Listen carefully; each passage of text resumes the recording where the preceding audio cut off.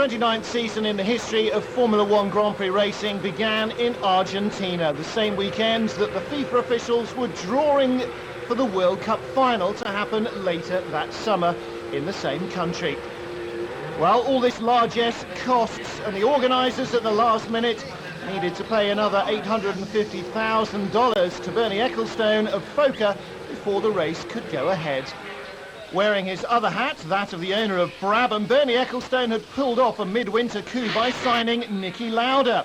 He'd been drafted away from Ferrari to join the Brabham team alongside Ulsterman John Watson. A slightly less radical look at Tyrrell this year, just 4 wheels on their 008. The Lotus of American ace Mario Andretti started from pole position, and in third place, returning to Lotus, was Ronnie Peterson. He had signed as a number 2 to Andretti. The American was happy, and the Swede, well, he would honour his contract throughout the season. Early on, it was all about Andretti. With 4 wins in '77, the American former IndyCar champion looked a real certainty as a front runner in the title race. The Brabhams were going strongly with Lauda and Watson, and after falling out with Derek Gardner, the 6-wheel Tyrrell designer, Ken's outfit with its 4-wheeled 008 was looking a little more conservative, but running just as strongly. Lauda soon moved up into second at the expense of Carlos Reutemann. Reutemann being joined by French-Canadian Gilles Villeneuve at Scuderia Ferrari.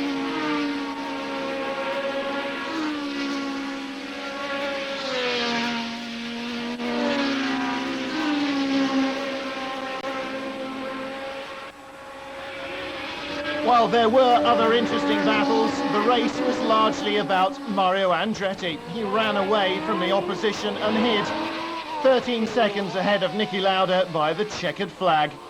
Lauda claimed second place, Watson retired 10 laps from the end, and for the Tyrrell driver Patrick Depailler, the season started with a podium position in third. James Hunt was fourth for McLaren, Patrick Tambay in sixth.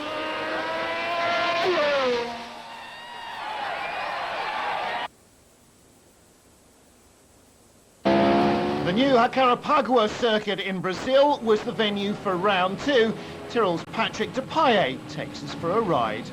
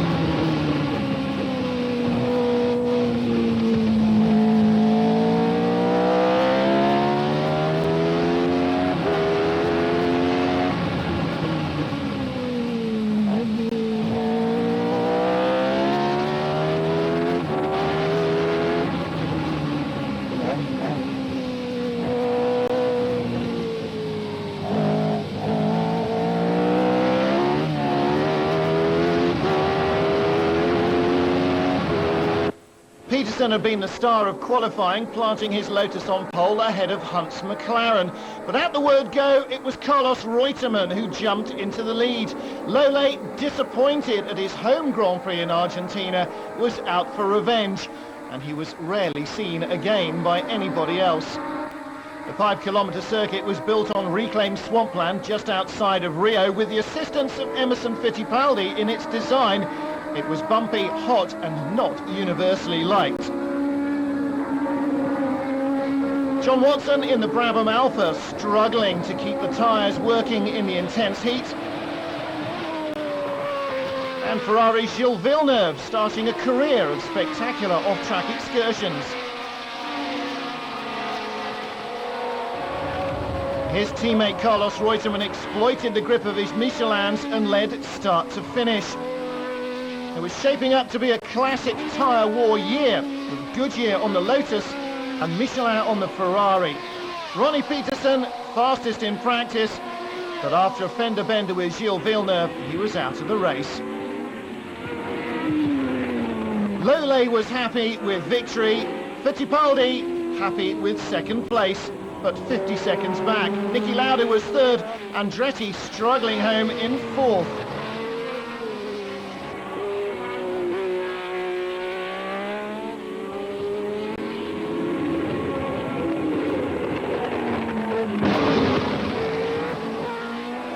Frenchman in the Tyrrell squad Didier Pironi scored a point in only his second Grand Prix, but compatriot Patrick Tambay went dirt tracking in his McLaren and was soon to retire.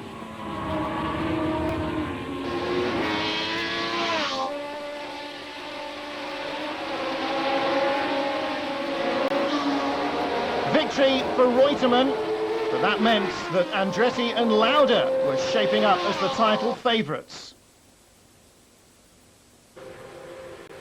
The South African Grand Prix, 7 French drivers in Formula One taking a little team photo.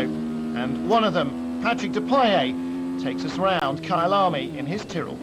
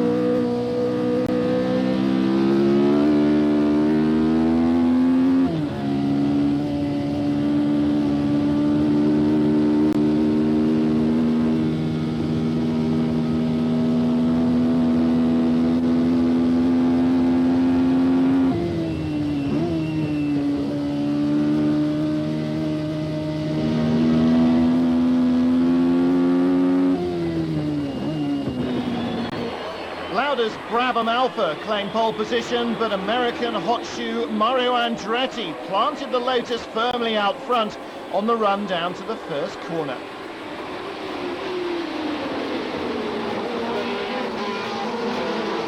So far the tyre war had Goodyear 1, Michelin 1 as the scoreline, but the American manufacturer stepped up to the plate in the biggest way in South Africa, bringing over 3,000 tyres to the circuit to help their teams, and Renault was back with its turbocharged debutante of 1977, looking a little stronger, a little less fragile.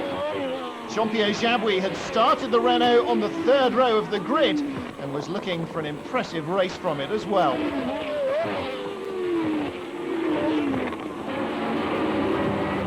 Once more, the race was all about Andretti, but the Wolf in second place was giving Lauda a run for his money.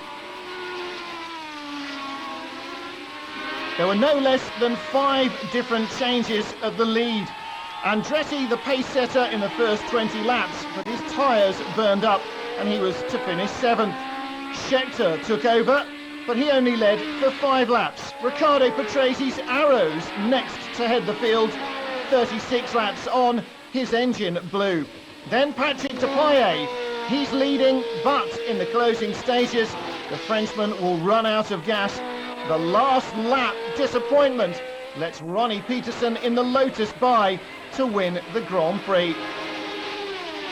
Depailler loses out by 0.04 of a second to the Swede.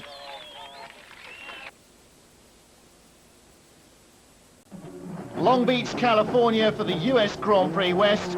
And again, a chance to ride around the streets of California with Patrick Depailler.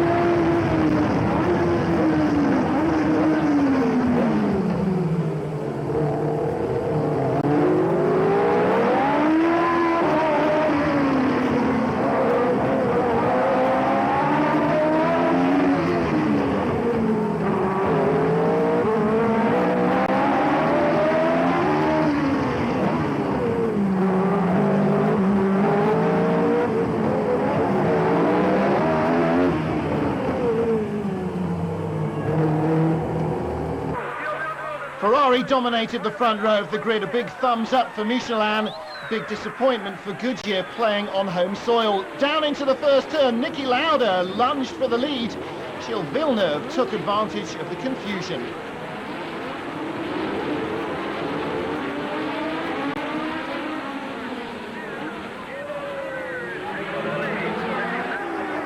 The French-Canadian led with authority. Only in his 7th Formula One race, Villeneuve impressed the American audience. Despite Mario Andretti's presence in the race, they cheered on what they saw as the next best thing to a compatriot. Watson and Lauda separated the Ferraris, with Andretti and Alan Jones in the Williams in 5th and 6th, ahead of the second Lotus of Peterson, already sporting the signs of first lap damage. The race was soon to end for Villeneuve. On lap 39, he came alongside Regazzoni and Jean-Pierre Jabouille. Trying to lap them, he found himself in an untenable situation and into the barriers. Reutemann led, but Jones in the nimble Williams snapped at his heels until his hopes of victory evaporated along with the fuel in his fuel lines. Andretti claimed second place. Depailler moving up to third in the Tyrrell, his second podium finish of the season. But with win number 2, Reutemann moved himself strongly into the championship frame, tying for the lead of the series with Andretti.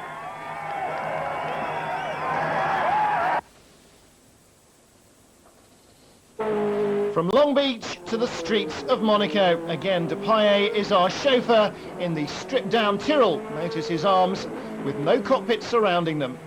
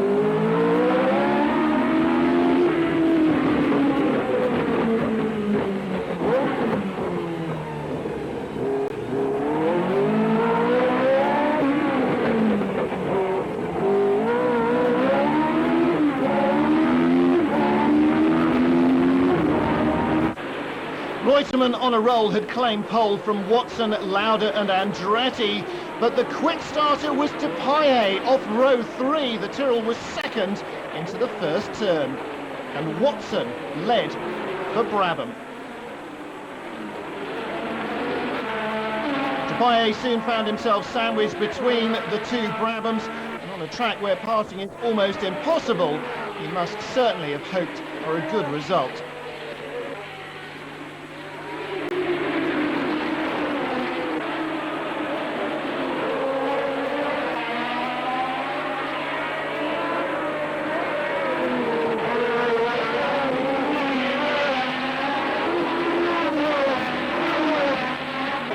By the halfway mark, it was all over for John Watson. The Ulsterman had retired and Depailler led, but Lauda was still right behind him.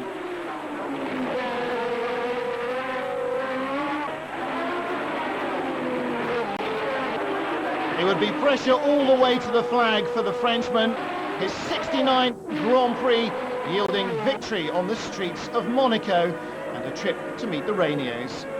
At 34 years of age, he'd beaten the reigning world champion and took the lead in the title race.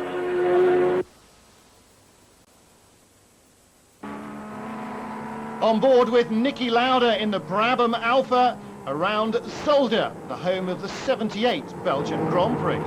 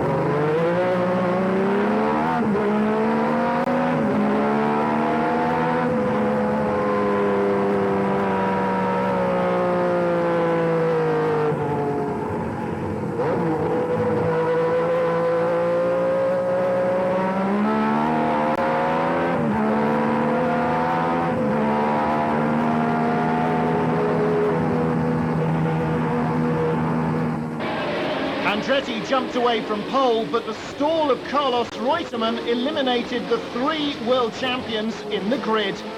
Hunt, Lauda and Fittipaldi were all out before the first corner. Well, this was the debut of the brand new John Player Special Mark IV, known to the rest of the world as the Lotus 79, Colin Chapman's first real wing car, and still considered by some to be one of the most beautiful Formula One cars ever made. Well, that may be questionable, but its effectiveness certainly wasn't. Again, the engineering brilliance of Chapman had stolen a march on the rest of the world. And the Belgian Grand Prix not only capitulated wholeheartedly to Mario Andretti and the 79, but also painted the way for the rest of the season. Fighting back from his poor start, Carlos Reutemann carved his way back up through the field to try and keep his championship challenge on track. Only one new Lotus available, that's for the number one. Number 2 Peterson makes do with the older machine for now. And as Villeneuve runs into puncture problems, the older machine will pick up another spot. Mario Andretti's contract allowed him to miss the race and go to the Indy 500. He chose to debut the new 79 instead, and as he led home a Lotus 1-2, He must have contemplated just how good a choice that really was.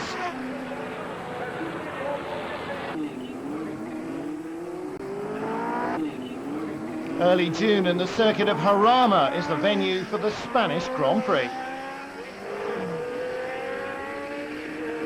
And at Lotus in the intervening weeks, the chance to build up a second 79.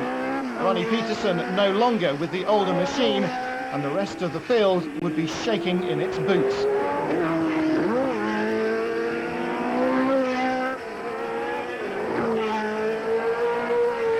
From the opening moments of practice, the black and gold machines were quickest, and Andretti claimed pole a second clear of the field. Behind, Reutemann in third, Hunt in fourth.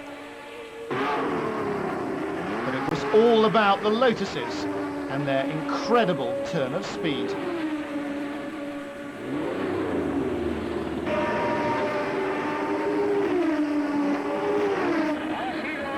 Despite the qualifying performance, it's James Hunt's McLaren that takes the lead from the start. He's chosen ultra-soft rubber to start the event. Andretti, Reutemann, then John Watson, Villeneuve in the second Ferrari, Patrese in the Arrows, Lafitte and Scheckter in the Wolf.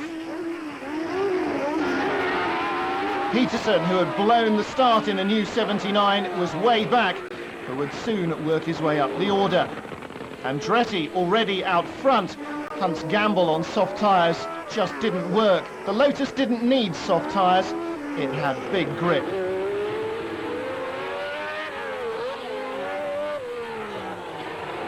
And the biggest question mark throughout the race was how long would it take Ronnie Peterson to complete the Lotus 1-2? The answer, nearly half the race. So now we effectively have two championships, one for black cars, one for the rest. Jacques Lafitte won the second string championship, third for Ligier, ahead of Scheckter in the new front radiated Wolf. Watson was fifth in the Brabham Alpha, Hunt back on sensible tyres in sixth position. But it was the second consecutive Lotus 1-2, Andretti moving strongly into the championship lead with his third win from 7 starts.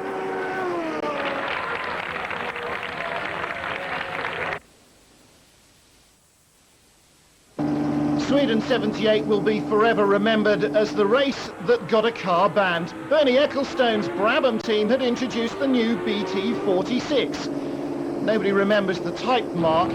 They just remember its immediate nickname, the fan car. The Gordon Murray designed fan car sucked air out from underneath the machine to give it increased downforce. Brabham hadn't yet caught up with the full intricacies of a wing car. But Lotus had, and here Mario Andretti and the rest play to the cameras around Anderstorp.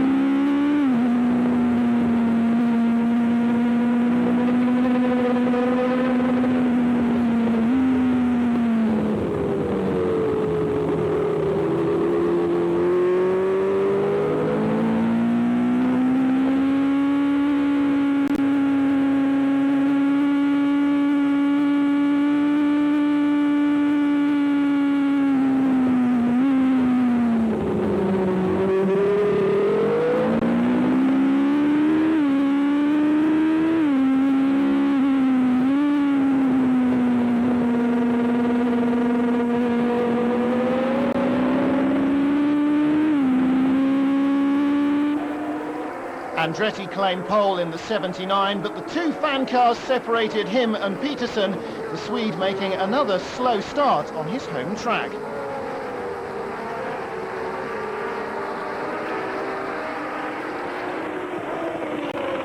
Right from the beginning, the battle was joined between Andretti and Lauda in the front-running fan car. And soon the two revolutionary devices in the paddock have built up an extraordinary lead over Patrese in the Arrows in third spot. The fan car was Brabham's answer to the wing technology of the Lotus 79, but others in the paddock were copying side skirts, seen here on Pironi's damaged Tyrrell. But as ever with Colin Chapman's innovations, his was thoroughly engineered because he thought it up rather than copied it from somewhere else. The idea from the fan car may well have come from an early 70s Chaparral Can-Am machine, but that was banned. The fan car was already racing in Sweden under protest when Lauda took the lead from Andretti. Lotus and McLaren had not been slow to complain about the moving aerodynamic device on the Brabham. It would be academic for Andretti, whose engine let him down, but not for Lauda, who claimed victory in the Swedish Grand Prix. 6 days later, though, the car was banned for good. One race, one win, the Brabham fan car.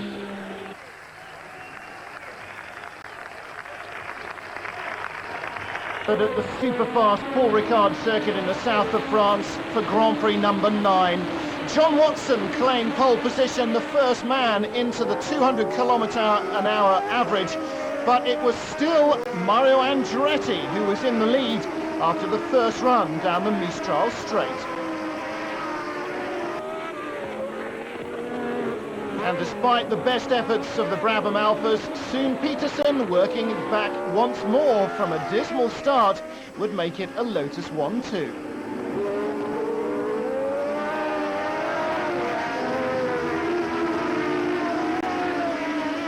Andretti knew he had nothing to fear from the Swede, who, as a gentleman, would respect his contract to remain in position 2 unless there was no black car in position 1. The Brabhams, the McLarens, the Wolfs, the Ferraris, the Arrows, everybody else was battling for the third step of the podium once more.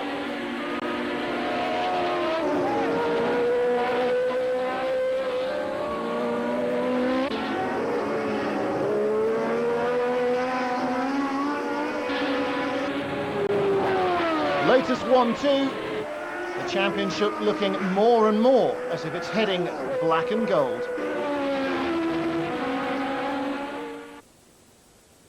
Okay, so we come to the start-finishing line of this lap. Put it into fourth gear for Paddock. Off camber, left-hander, bit of weight. Put the power down in fourth gear. Brake hard into third, up into second, down into second, and for Druitt. Hugging the curb all the way round, applying the power, back in, straight into fourth gear from second, because it's downhill. Applying the power, going along the bottom behind the pits, down into third gear, long left-hander, a tightening corner, car understeers a bit, applying the power, accelerating along, the outside of the car, braking hard. Fourth gear now, for it used to be Hawthorns. Accelerating along at fourth gear, trouble into third gear. Into third gear for this corner. Accelerating out into fourth gear, down Deer's Leap. Into third gear again for the tight right-hander corner over the curve slightly. Accelerating hard, down into second gear. Opposite lock into third gear. Into fourth gear, going towards the bridge, braking hard, into third gear.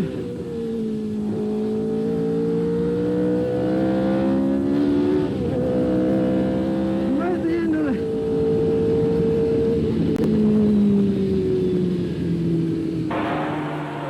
Jackie Stewart talking us around the Brands Hatch Grand Prix circuit, and suitably at home in Great Britain, Lotus on the front row of the grid. This time Peterson makes a good start, gets the better of his team leader, but it's still black and gold, first and second as they exit Druids.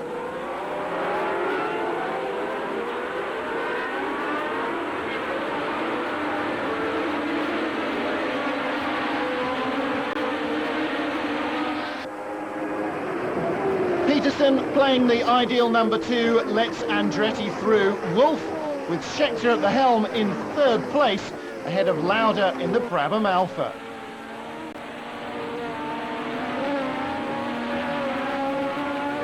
Sometimes, though, everybody catches a break, and on lap 6, Ronnie Peterson is in the pits with a damaged fuel pipe.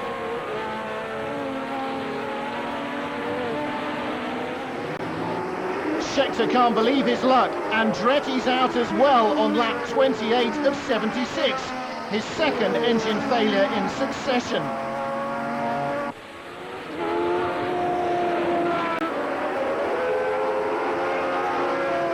With the black and gold Wolf leading, things can get a little confusing for the fans, but not for Niki Lauda. He knows who's first, and soon it's him.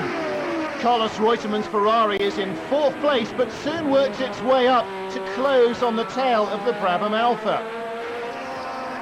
And in the end, the race will be decided not by a front runner, but by a back marker. Bruno Giacomelli's McLaren wrong-foots Lauda, and Reutemann seizes his initiative. A close and exciting finish as the Argentine claims victory from the Austrian. Hockenheim sees another black and gold front row. But by now, Reutemann is back on a roll after his third win of the year, closing in on Andretti, who's retired from the last two. Traditionally, Colin Chapman's Lotuses have always been fast but frail and often brilliantly engineered. The brilliant engineering was all too obvious, but so too was the customary frailty. And by lap 9, Ronnie Peterson's gearbox had given up the ghost. Andretti, though, was still out front, and the German Grand Prix looks likely to be his. Alan Jones going strongly again in the Williams, but he would not finish in the points. It would be Scheckter in the Wolf claiming second behind Andretti, with Lafitte in third place for Ligier. Fittipaldi was fourth, Didier Pironi fifth for Tyrrell, and Mexican Hector Rabac in a privately entered Lotus, an old one, would claim sixth. Andretti now led the championship on 54 points, 18 ahead of his closest rival, teammate Peterson.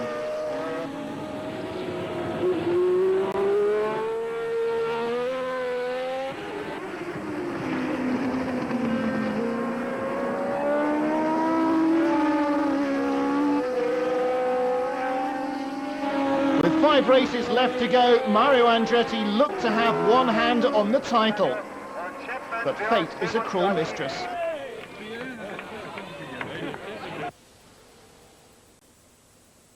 The Austrian circuit of Zeltweg, always a dauntingly quick track from driver's eye level, but from the nose of the car, the Österreich ring is truly awesome.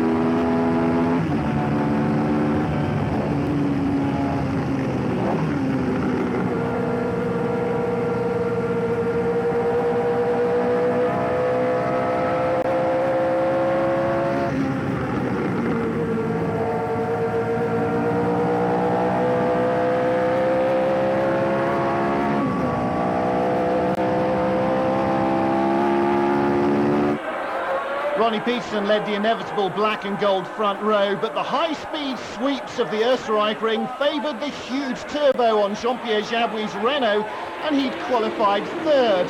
The Renault, though, didn't have much in the way of throttle response. He's only 8th out of turn 1. But at least he fared better than Andretti, who collided with Reutemann in the second corner and was out of the race.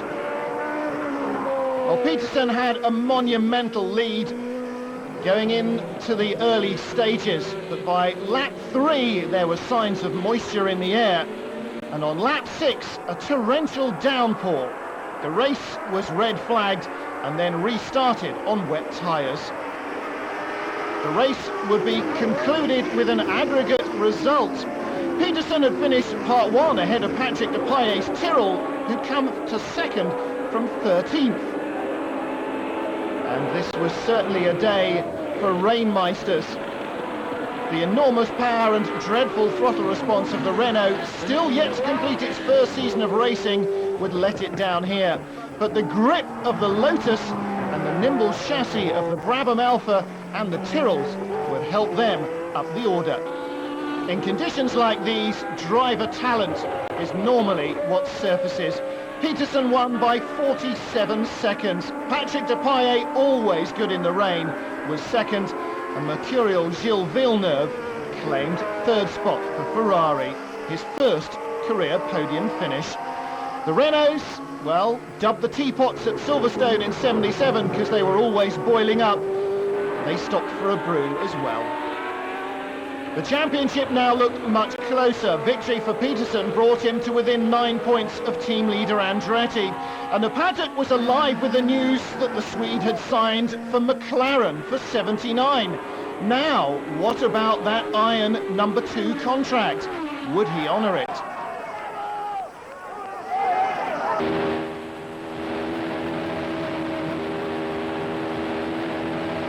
The Dutch Grand Prix circuit of Zandvoort. Let's ride on board with the McLaren of Patrick Tambay.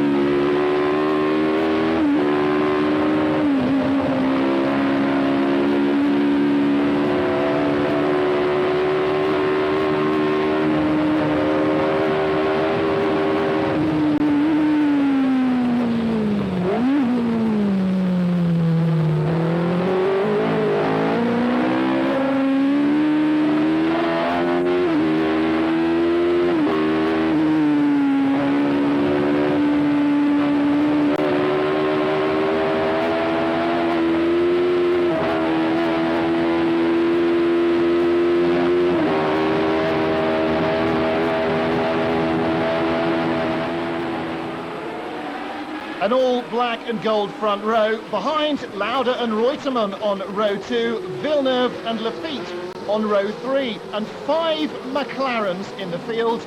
Hunt Tambay, joined by Bruno Giacomelli, Brett Lunger, and young Brazilian Nelson Piquet in only his 3rd Grand Prix.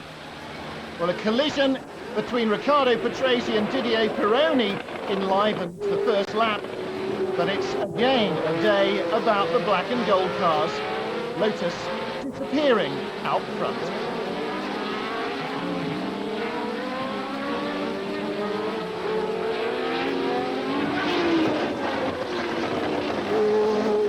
Lauda gives a glimmer of hope for the opposition. He'll close to just 2 seconds behind the race leader. But Peterson, despite the McLaren contract in his pocket, plays the dutiful number 2 and slows to hold up the Austrian in the Brabham Alpha.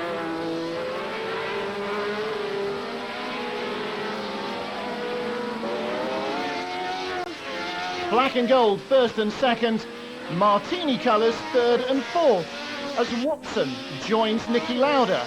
in the Martini Brabham Alpha procession.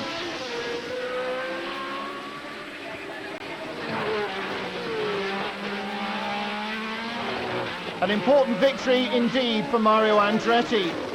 It launches him further forward in the championship race, another 3 points ahead of his major rival, his own teammate.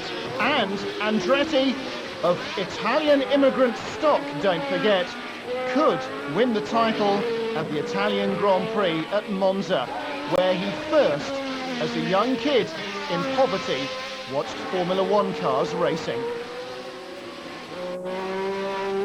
Lotus claims its 71st Grand Prix victory, tied as the all-time winner now with Ferrari.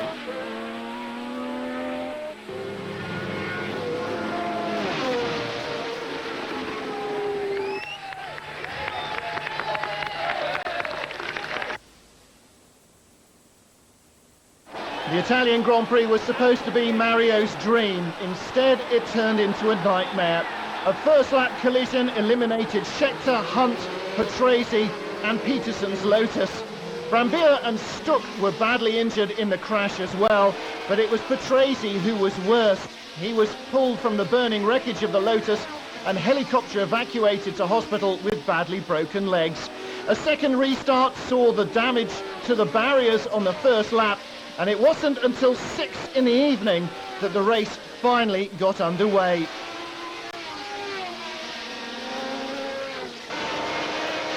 Andretti and Villeneuve led, but they had both been adjudged to jump the start. They had a minute added to their race time, giving them the win on the road, but they would finish in 6th and 7th. The man who claimed maximum points would be Super Rat, Niki Lauda, but he refused to climb up onto the podium. John Watson was second for Brabham Alpha, Reutemann third for Ferrari, Lafitte and Tombe fourth and fifth, ahead of Andretti, whose single point gave him the World Championship. Mixed emotions for Andretti. The championship he had wanted for so long was his, but his teammate was critically injured. Ronnie Peterson underwent life-saving surgery on Sunday night, but by Monday morning he'd been killed by a blood clot. Formula One had lost a great talent.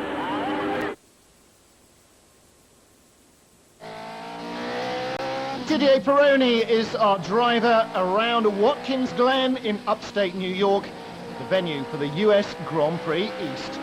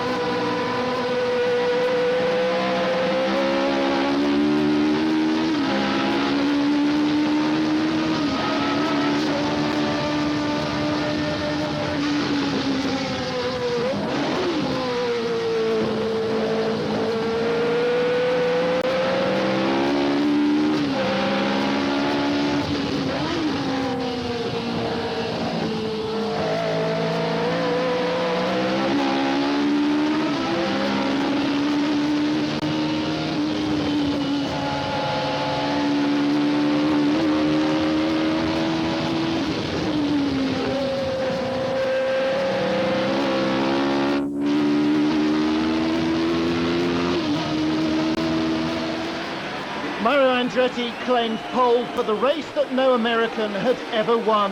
His teammate Jean-Pierre Jarier, given a great chance by Colin Chapman, had qualified in 8th place. Clearly the new wing car was tough to get used to. Andretti set off determined to mark his championship with some style at his home track. But he was under great pressure. Reutemann and Villeneuve in the Ferraris were soon past, and Andretti was losing touch. The Lotus drivers' hopes of glory were fading, and by lap 27, again, his engine would put him out of the race. Alan Jones looking strong once more in the Williams in third place, and Jean-Pierre Jabouille driving up the order in the Renault. And as for the number 55 car of Jean-Pierre Jarier, well, his Lotus had picked up an early puncture. Returning from the pits, he was in 15th position, driving his way quickly up the order. He passed the Renault and was soon on the heels of Alan Jones, looking for third place. But in the end, a fuel line failure would put him out.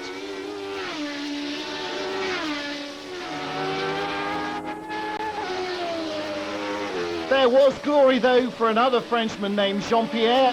Jabouille in the Renault claimed fourth place.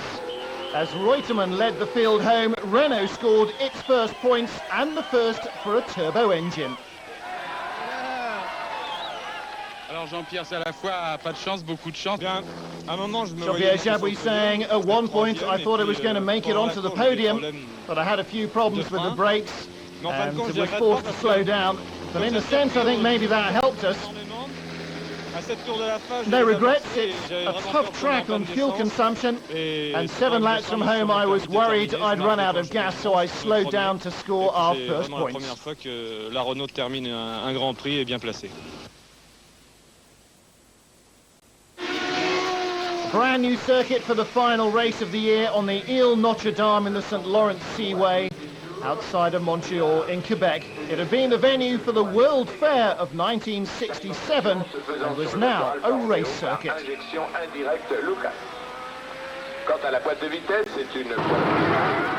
Pumped up by Watkins Glen, Jean-Pierre Jarier claimed pole for Lotus, his career third. Scheckter alongside him in the Wolf, Andretti just 9th after a dreadful time in wet qualifying. For the man everybody had eyes for, of course, French-Canadian Gilles Villeneuve. And he was the better placed of the Ferraris.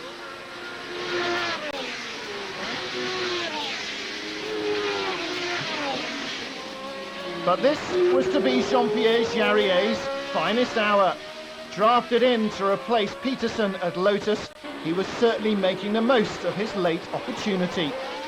Building a big lead, 30 seconds ahead of Villeneuve by the halfway stage.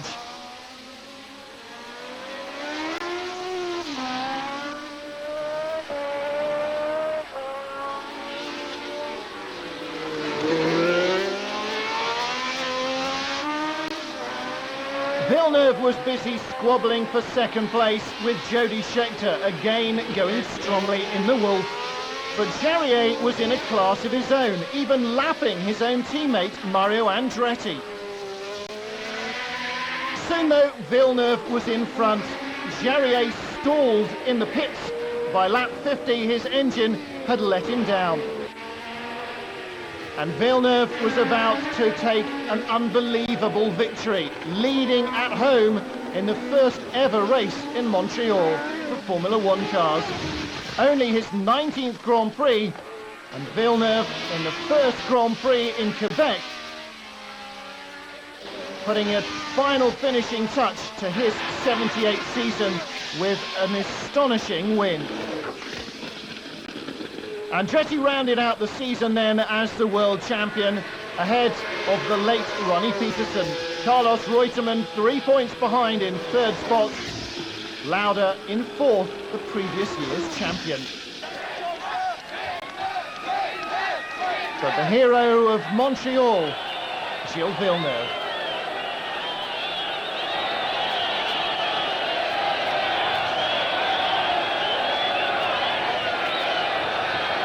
Formula One.